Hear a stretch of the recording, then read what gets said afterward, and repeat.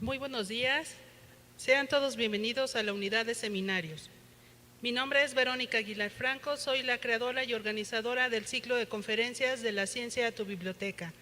Este día tenemos a un profesor investigador que es el doctor Jorge Antonio Yáñez Santos y nos va a presentar su ponencia Asociación entre patógenos periodontales y enfermedad cardiovascular. No me resta más que pasar micrófonos al doctor Alberto Ramírez Mata, coordinador del ciclo de conferencias de la ciencia a tu biblioteca.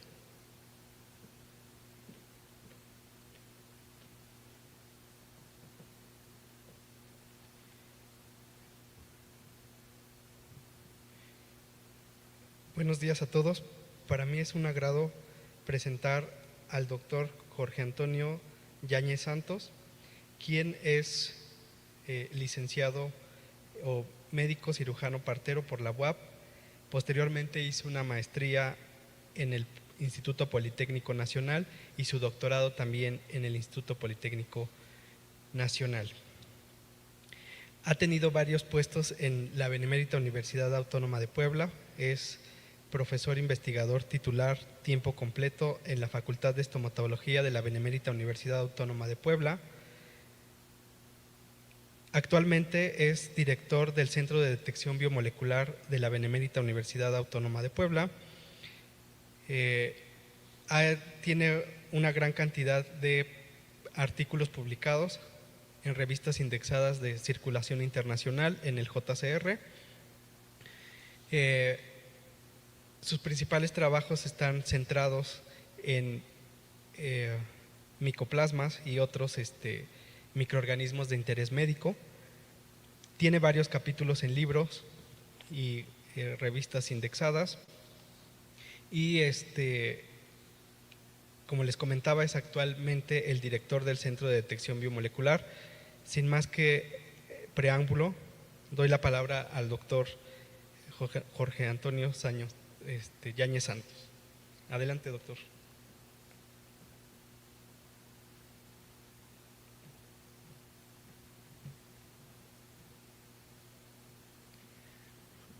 Hola, buenas tardes. Aquí agradeciendo a los organizadores la gentileza de la invitación.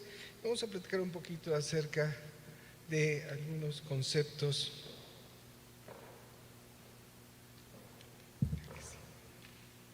¿Si me puede pasar por favor la primera diapositiva?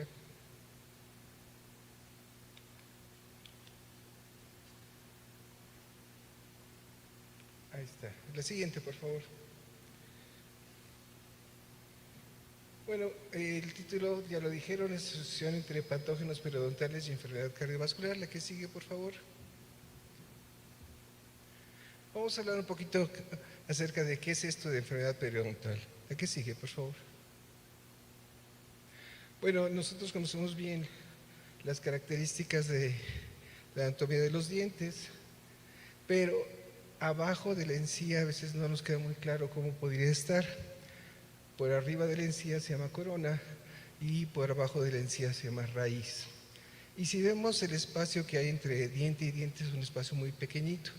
Y en ese espacio muy pequeñito hay una muy pequeña porción de hueso y algo que se llama ligamento periodontal. El ligamento periodontal es extremadamente fuerte y ese es el que evita, junto con el cemento que está en el diente, que no se nos puedan caer fácilmente los dientes.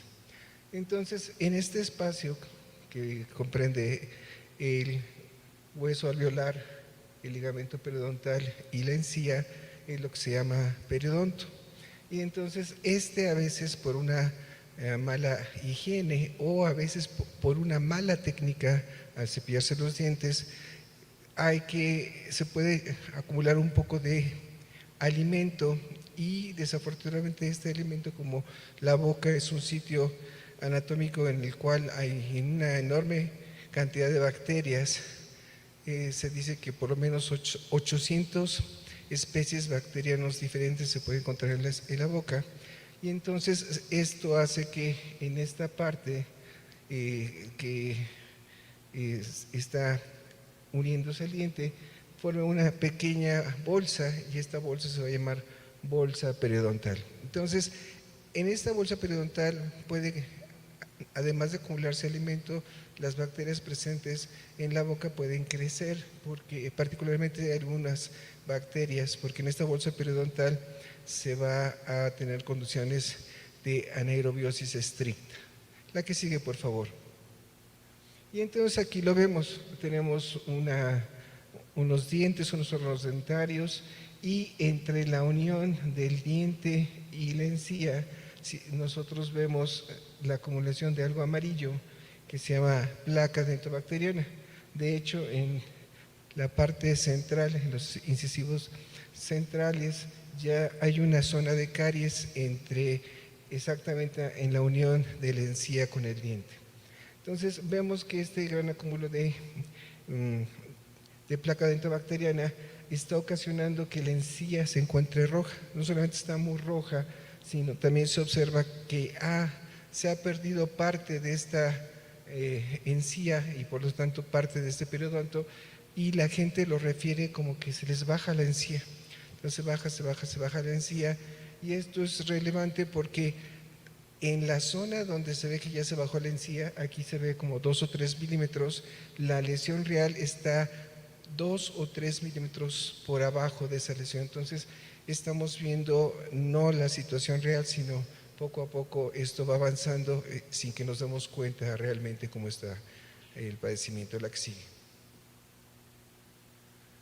Y entonces esto va causando este tipo de problemas y va lesionando este hueso, que es muy pequeñito, pero es muy importante, y al perderse este hueso se van, por un lado, a perderse los órganos dentarios sin caries, sino simplemente al perderse el elemento de soporte de los dientes, pues se pueden caer los dientes. Entonces, lo menos que puede pasar es que se quede sin dientes, pero lo más grave es que hay mucha evidencia de que estas bacterias presentes en este sitio, debido a que la encía y el periodonto son sitios extraordinariamente vascularizados, algunos componentes de las bacterias o directamente algunas bacterias pueden pasar a torrente sanguíneo y pueden causar problemas en vasos sanguíneos o también en corazón. La siguiente, por favor.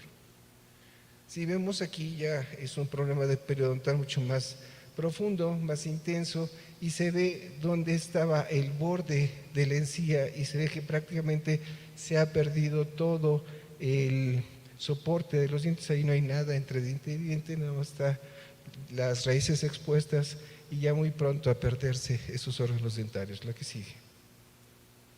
Y entonces aquí vemos cómo estas bacterias se van desarrollando y la parte de la vascularidad puede hacer que pasen estos componentes proinflamatorios a el torrente sanguíneo. La que sigue. Entonces es un modelo para explicar cómo los cambios en la microbiota pueden causar paso de antígenos y paso de componentes bacterianos como los lipopolisacáridos a el sitio donde se va a dar la lesión, en este caso el periodonto, y esto puede traer como respuesta la producción de anticuerpos y la presencia de abundantes células inflamatorias que son polimorfonucleares. Esto, asociado a algunos otros factores de virulencia, va a hacer que este ambiente inflamatorio en el cual hay presencia de citocinas y elementos de la inflamación como las prostaglandinas, junto con algunas metaloproteinasas, van a dañar el tejido conectivo y el hueso, y esto va a dar problemas inflamatorios que se van a exacerbar más adelante. La que sigue. Entonces aquí a veces como que uno no mide la situación. En los bordes se ve un poquito, más bien las partes no frontales sino laterales, se ve un poquito el color que debería tener la encía, que es como rosado. Y si nos vemos en la parte central de la imagen, acá tenemos, en la parte central se ve un poco más rojo, pero así como tan rojo no se ve, sino se ve inflamado, y pues no, un ojo que no es estomatólogo, pues dice, sí está un poquito rojo, pero pues no pasa gran cosa. Aquí sí vemos, hay acúmulo de placa dentobacteriana, pero aquí ya vemos una pérdida importante de encía. Bueno, de aquí, de esta partecita que aparentemente no tiene gran relevancia, si me pasa la siguiente, vemos la gran cantidad de bacterias y de células inflamatorias que se tienen en ese sitio. O sea, es un proceso inflamatorio muy importante que como consecuencia secundaria es la destrucción de este órgano de soporte del diente, la que sigue. Y entonces aquí vemos los microorganismos asociados a la salud periodontal, a la gingivitis y a la enfermedad periodontal avanzada, de tal suerte, que tenemos diferentes colores para diferentes tipos de microorganismos. En la parte gris tenemos bacilos gram negativos, en la parte verde bacilos gram positivos, en la parte como amarillita cocos gram negativos y en la parte más como mostaza cocos gram positivos. Si nosotros vemos el tipo de microorganismos presentes en sujetos con encías sanas, es completamente diferente a los patrones que se tienen en presencia de lesión gingival, lo que se llama gingivitis, que es la fase anterior a la enfermedad periodontal. La que sigue. Entonces, aquí es cómo se va dando progresivamente esta lesión, y lo interesante es que con 4 días que no nos lavemos la boca se puede empezar a producir este tipo de lesión tan importantes. Ven aquí, con 4 días de acumulación de placa se produce ya un proceso de inflamación aguda, y las células inflamatorias ocupan de un 5 al 10% del tejido gingival. Entonces aquí tenemos el margen gingival, esta es la encía, y cómo se van metiendo estas células inflamatorias en respuesta a esta mala técnica de cepillado o a la ausencia de cepillado por 4 días por lo menos. Entonces estas células inflamatorias es una respuesta, la que sigue, pero después de 7 días de acumulación de placa empiezan a haber ya no polimorfonucleares, sino ahora va a haber macrófagos y linfocitos, y ahora en lugar de ser el 5% de las células inflamatorias, ahora es el 15%. Entonces se incrementan este espacio en el tejido conectivo gingival, o sea, la encía, ya tenemos células inflamatorias en una proporción más importante, y aquí ya aparecen estos linfocitos. Y lo más importante es que ya hay datos tempranos de destrucción de colágeno, la que sigue. Y aquí, después de 7 días ya empieza la lesión crónica, empieza a predominar células plasmáticas, que son células productoras de inmunoglobulinas, de anticuerpos, y hay proliferación del epitelio dentogingival, y se va a formar algo que se llama bolsa periodontal. Entonces, le ganan al crecimiento de la encía las células inflamatorias y se va volviendo una bolsa. Todos conocemos el concepto de bolsa.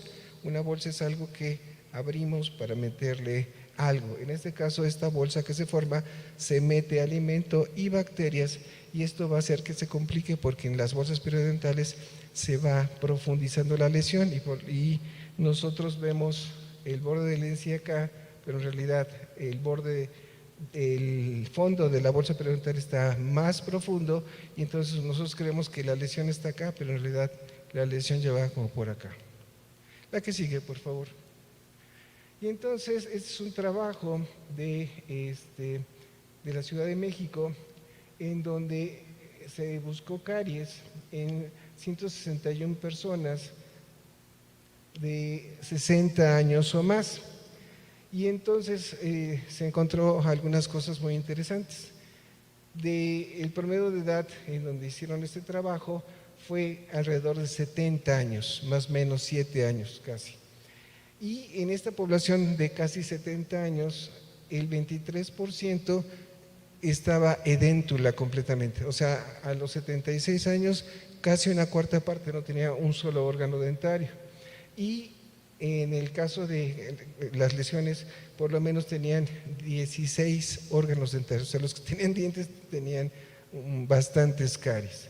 que variaban desde los 10 hasta los 22 órganos dentarios afectados. Y el 50% de la población tenía bolsas periodontales, es decir, en México, en personas ya adultos mayores, pues puede haber problemas muy severos en esta población. La que sigue, por favor. Entonces vamos viendo cómo se da la característica histopatológica de la periodontitis avanzada, en donde se hay presencia en la encía, en este elemento periodontal, de abundantes células inflamatorias que están contribuyendo a la inflamación crónica y a la destrucción de este sitio. La que sigue.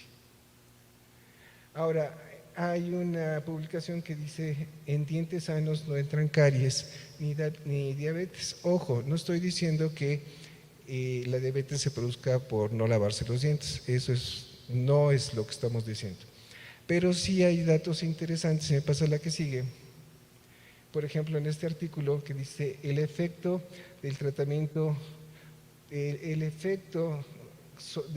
periodontal sobre la hemoglobina glicosilada A1C. Me pasas la que sigue, por favor. Entonces hicieron un estudio en la que buscaron pacientes diabéticos mal controlados y probaron dos técnicas de tratamiento en estos pacientitos.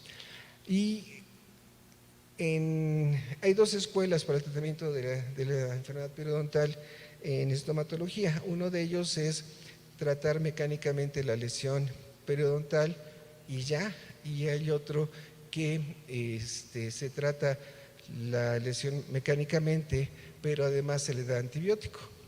Entonces, aquí es un trabajo sumamente impresionante, porque al hacer este tipo de trabajos, el resultado que encontraron fue que no hubo diferencia estadísticamente significativa en ambos grupos.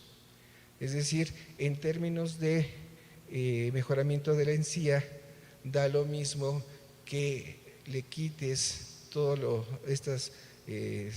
acúmulo de placa mecánicamente, o que le quites el acúmulo mecánico de la placa y además le des antibióticos. Entonces muchos estomatólogos dijeron: suave, pues ¿para qué les damos antibióticos si el resultado en términos de mejoramiento de la placa dentobacteriana es el mismo? Aquí lo interesante de este trabajo es que los pacientes diabéticos mal controlados, determinados por la cuantificación de hemoglobina glicosilada A1C, antes del tratamiento periodontal mecánico, no se modificó. Es decir, eran pacientes diabéticos mal controlados, les curaron la encía y siguieron siendo pacientes diabéticos mal controlados. Pues, aparentemente no esperaban otra cosa. Aquí lo interesante del trabajo es que los pacientes diabéticos mal controlados, que le hicieron remoción mecánica de la placa dentobacteriana y además les dieron antibióticos, no solamente mejoraron en su encía, sino que mejoró sus niveles de hemoglobina glicosilada A1C. Por lo tanto, es lo que el concepto.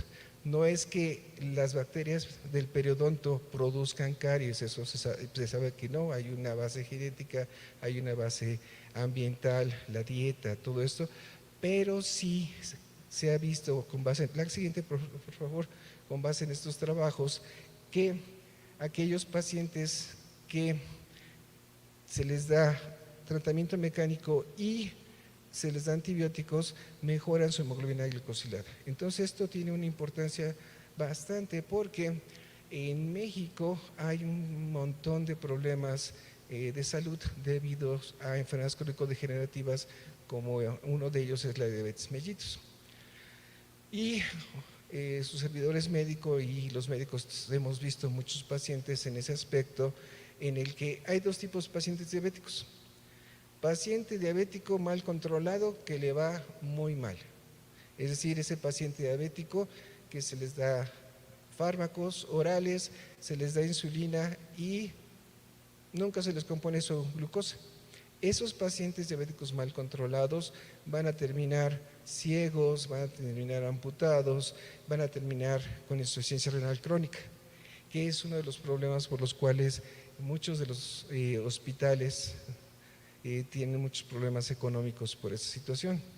Ahora, sí vemos que en la medida que el paciente diabético controle su glucosa y esta situación se puede de alguna manera contribuir con este tipo de estudios, podría ser muy interesante.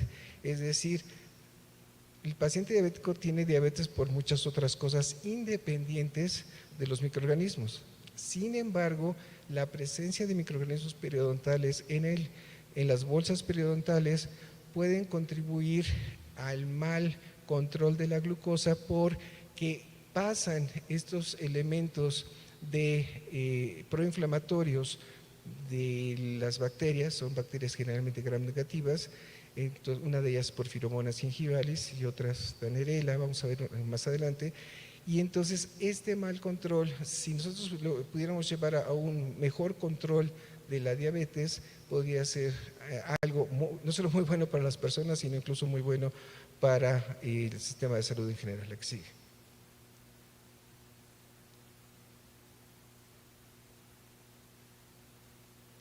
Ahí está, esta es la idea.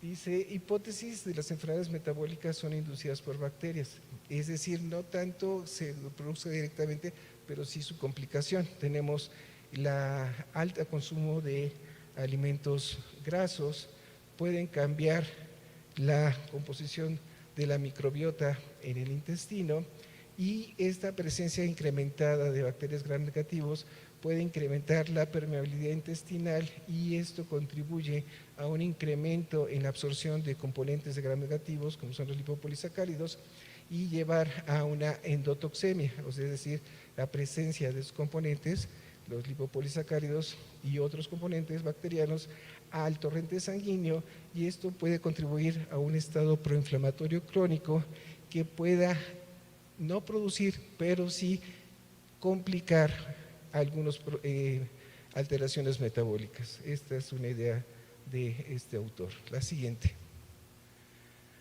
Ahora, las bacterias en nuestro cuerpo son muy abundantes y podrían tener un papel mucho mayor del que muchos creemos. Dice, las bacterias aportan unos 700 gramos a 2 kilos de peso corporal. Si nosotros vemos, el órgano más grande que tenemos es la piel y nuestra piel es 1.8 metros cuadrados, es decir, después de la piel, si nosotros consideráramos como a las bacterias que nos colonizan como parte de nosotros, sería uno de los órganos más grandes. La que sigue. Entonces surge también el concepto de microbioma. El microbioma humano está formado por los microorganismos que viven habitualmente adentro y sobre la superficie de nuestro cuerpo. Es decir, el concepto de microbioma es, además de las bacterias, eso sería la microbiota, se sabe que en condiciones normales, en condiciones de que está sana la persona y recién bañada, hay algunos trabajos que indican que podemos tener más bacterias que células propias. Y algunos investigadores refieren que el factor puede ser alrededor de 10. Es que cuando estamos sanos y bañaditos, tenemos 10 veces más células bacterianas que células propias. Eso es algo importante.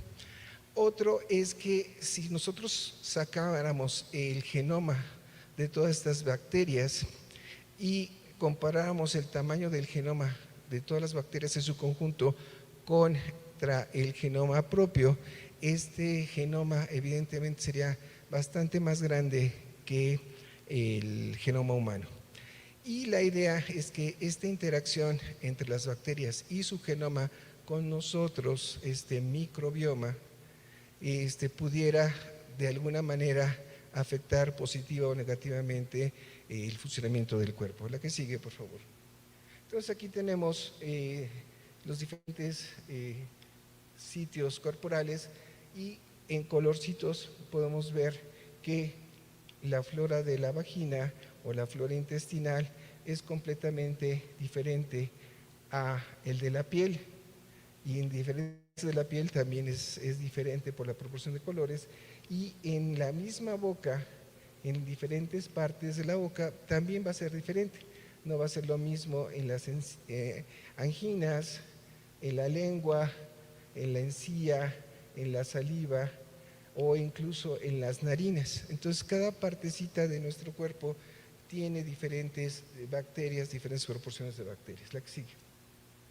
Entonces, el microbioma humano es una fuente de diversidad genética, un modificador de la enfermedad y un componente esencial en la inmunidad, es decir, la presencia de bacterias de la microbiota normal constituye algo que se llama inmunidad innata. Pero también surge esta idea de que, bueno, y pudiera afectar positivo o negativamente. Pasa a la siguiente, por favor. Entonces acá tenemos igual, por colorcitos, las diferentes proporciones de bacterias, la que sigue.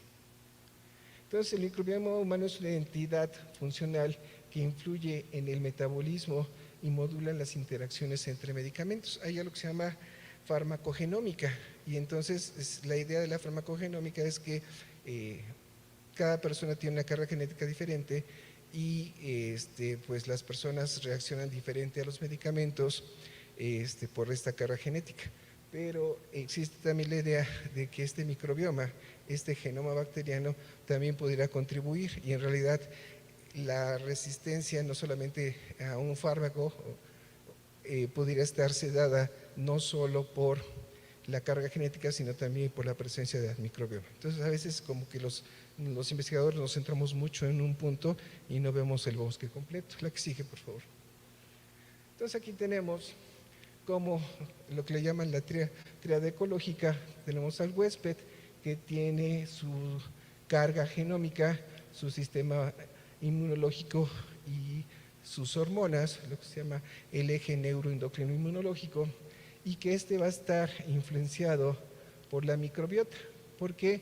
Porque el microbiota puede modular de alguna mente y también puede ser afectado por antibióticos, por probióticos, por ingesta de probióticos, por prebióticos, e incluso ya en algunos tratamientos, en algunas enfermedades muy graves, se intenta el trasplante fecal, o sea, se puede afectar la microbiota. Y los factores ambientales son muy importantes: la dieta, el estado nutricional y el estrés, además de los componentes ambientales, pues todos van a estar interaccionando de alguna u otra manera. La que sigue.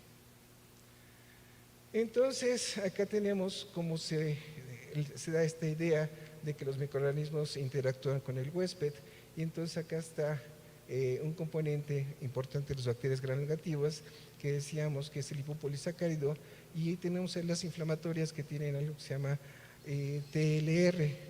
En este caso, este TLR tiene la capacidad de captar, TLR significa Toll-like receptor tipo Toll, y la presencia de este componente va a llevar a un estado proinflamatorio. Y en general esto también se da sobre las fibras dietéticas, algunos componentes como el butilbutirato, el acetato y el propionato, y esto va a interactuar y va a dar este estado o proinflamatorio o antiinflamatorio. La que sigue. Ahora, es muy común ver lo que actualmente se llama el síndrome metabólico.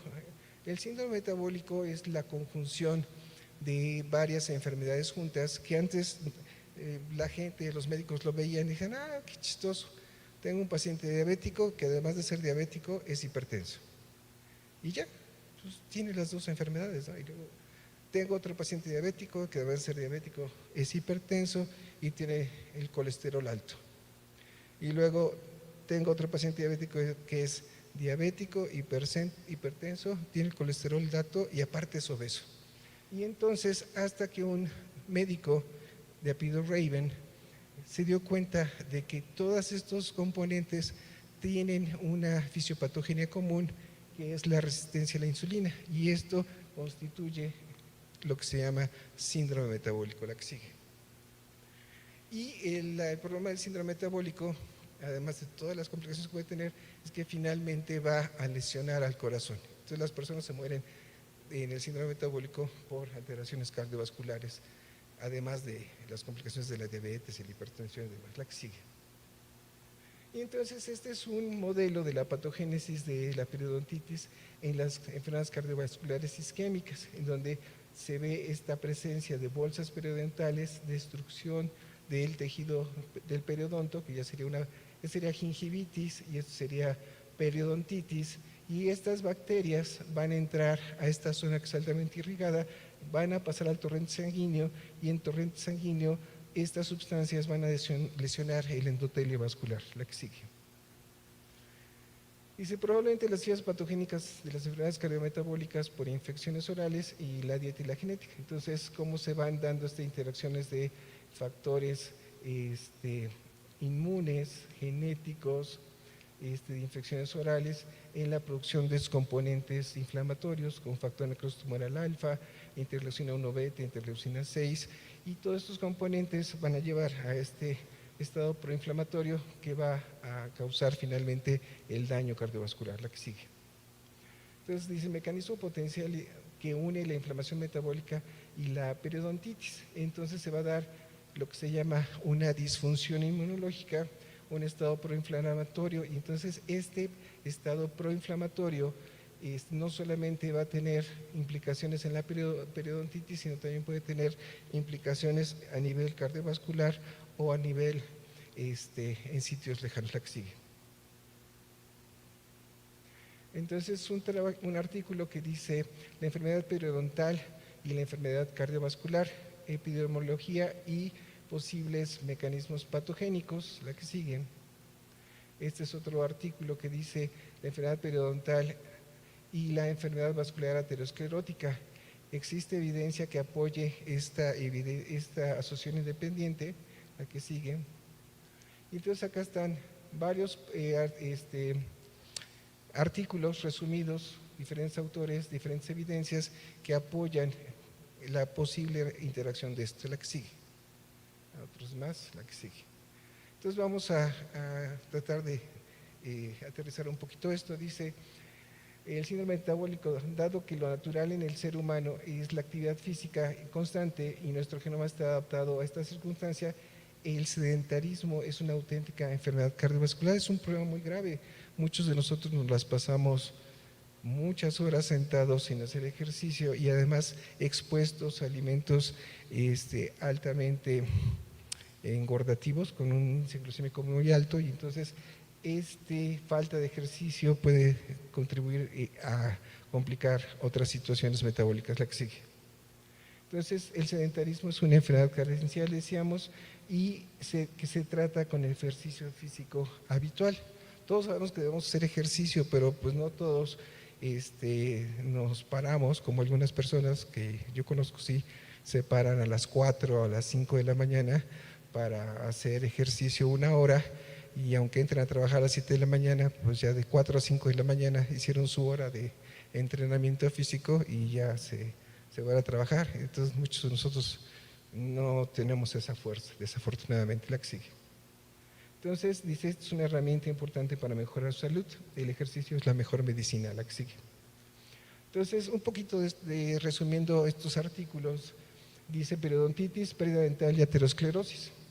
La pérdida dental y la periodontitis de la revolución están relacionados con la aterosclerosis subclínica en hombres, pero no tanto en mujeres. La diferencia es muy poca, pero sí se encuentra, la que sigue.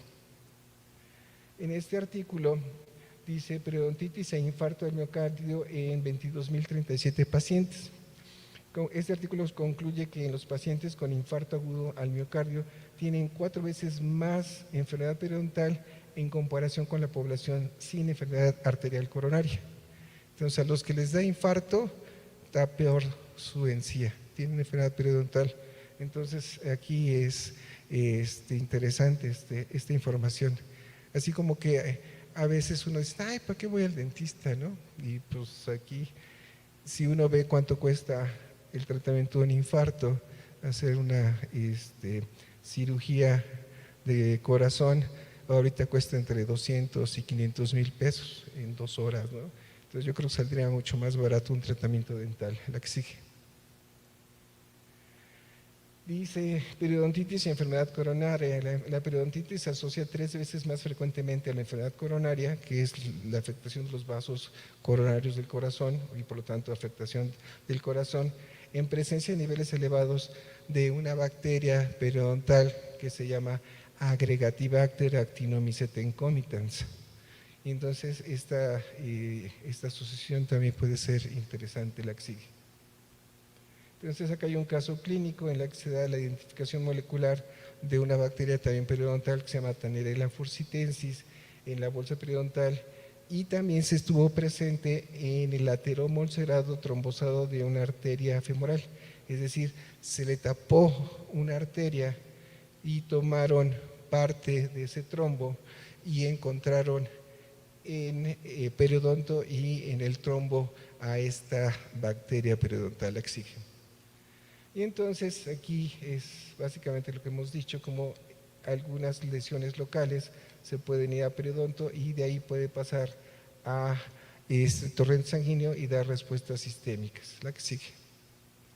Y tenemos este trabajo que dice anticuerpos contra patógenos periodontales están asociados con la enfermedad cardíaca coronaria.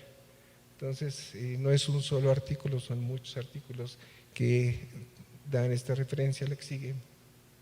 Y acá dice la media de número de dientes en relación a la respuesta de anticuerpos combinados, anticuerpos contra Agregatibacter, Actinomycetes comitans y porfiromonas gingivales.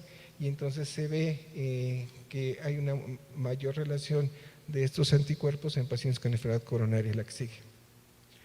Número de artículos de enfermedades cardiovasculares con afectaciones periodontales. Vean, en los 90 había 1 o 2 artículos, en 95 ya habían como 5 artículos, en 97, 98 ya había como 10 artículos, y vean, para 2011 ya habían 160 artículos. Entonces esto ha ido incrementándose de manera importante la información y la evidencia de que a lo mejor esta relación, más que casual, pudiera ser causal. La que sigue. Entonces dice los posibles mecanismos que vinculan a las infecciones periodontales para madurar las placas ateroscleróticas y la ruptura de placas. Estos componentes proinflamatorios van a interactuar con estos TLRs y con otros componentes, van a inducir agregación plaquetaria, van a formar trombos, van a ocasionar daño y poco a poco van a complicar la estructura endotelial de los vasos sanguíneos y también pueden afectar al corazón, la que sigue. Entonces, este es un artículo de hace como un mes, de 2024, en lo que se encontró que existe una asociación entre la aterosclerosis de carótida con alteraciones en el microbioma y el metabolismo salival. Entonces es un trabajo en China, encontraron 48 pares de individuos, unos controles y otros con afectación de aterosclerosis de carótida, y por técnicas moleculares y por técnicas de análisis pudieron encontrar no solamente la asociación importante con carótidas algunas bacterias, sino también esto correlaciona con la presencia de algunos componentes como el TMAO, que se encuentra presente en lesiones cardiovasculares. Eso es todo, muy amable, muchas gracias. Y pues de ahí vendría la importancia del diagnóstico molecular de patógenos periodontales. ¿Dudas, preguntas, comentarios? ¿Alguien tiene alguna duda?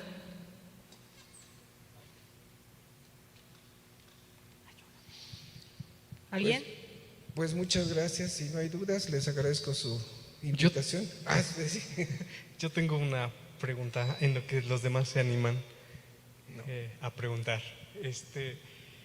Nos estaba comentando que existe esto de la farmacogenomia en pacientes con diabetes. ¿Qué tanto impacta esto del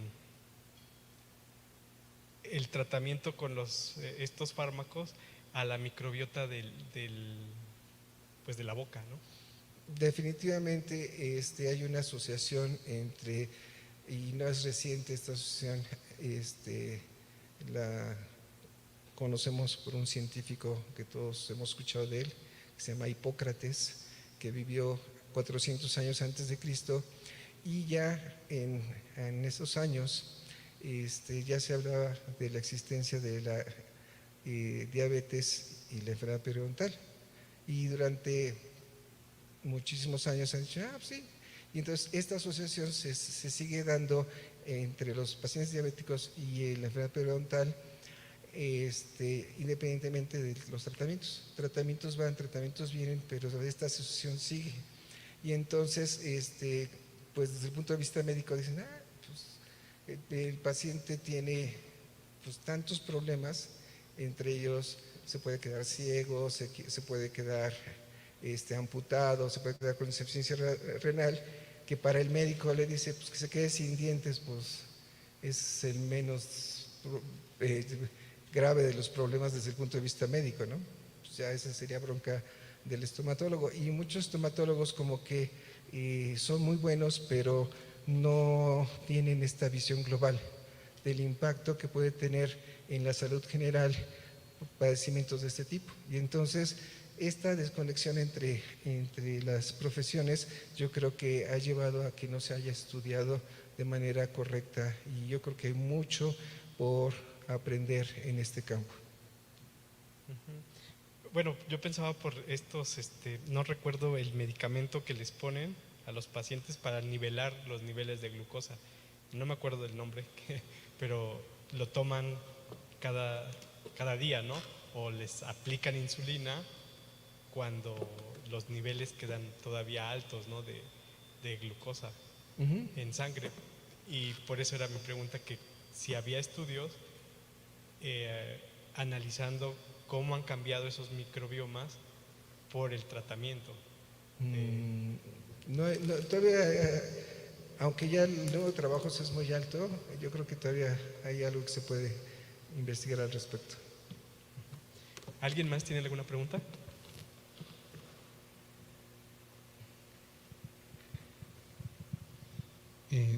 Gracias, doctor, por su ponencia, muy interesante. La pregunta que yo quería hacer es respecto a cuál es o por qué no se ha dignificado, digamos, el trabajo estomatológico en la salud de los pacientes, porque muchas veces, por ejemplo, lo que comenta de la diabetes es una enfermedad que tratan por la gravedad, pero si es muy grave la infección, digamos, por vía oral, ¿por qué no hay un tratamiento, digamos, que sea continuado para las personas, para tener un cuidado dental y que no haya pues ni caries ni enfermedades periodontales en las personas? Por ejemplo, en la vida laboral, como que al dentista pues va la gente y paga por un dolor, pero no hay una atención hospitalaria, un seguimiento médico en el cuidado de la salud de las personas, por ejemplo, los trabajadores o personas, digamos, de la comunidad, hasta que se pierden los dientes y como que es algo natural que la gente sea chimuela cuando es vieja, ¿no? En lugar de tener una cavidad bucal sana. Pues muchas gracias, doctor Candelario, por su pregunta. Yo creo que eso es lo importante de este tipo de pláticas, de la manera que nosotros podamos difundir esta evidencia y de la manera en que podamos los diferentes grupos de investigación ver de qué manera podemos interactuar para precisamente tratar de solventar estas situaciones. Como que muchos, le comentaba al doctor, que nosotros nos centramos en nuestra investigación. Cada vez somos más y más y más y más específicos en algún punto, pero a veces no hacemos un poquito de investigación ni multi ni interdisciplinaria que tenga que ver con la solución de estos problemas globales. Entonces yo creo que va a ser en los próximos años algo muy interesante que se puede hacer en este sentido. Aquí hay otra pregunta. Doctor, buenos días. Buenos días. Yo soy estomatóloga, tuve el privilegio de ser su alumna en la licenciatura y posterior hice una maestría en Ciencias Médicas e Investigación, donde más o menos tuve que ver con estos temas, por eso me interesaron mucho y dije, bueno, pues qué mejor que ir a ver al doctor.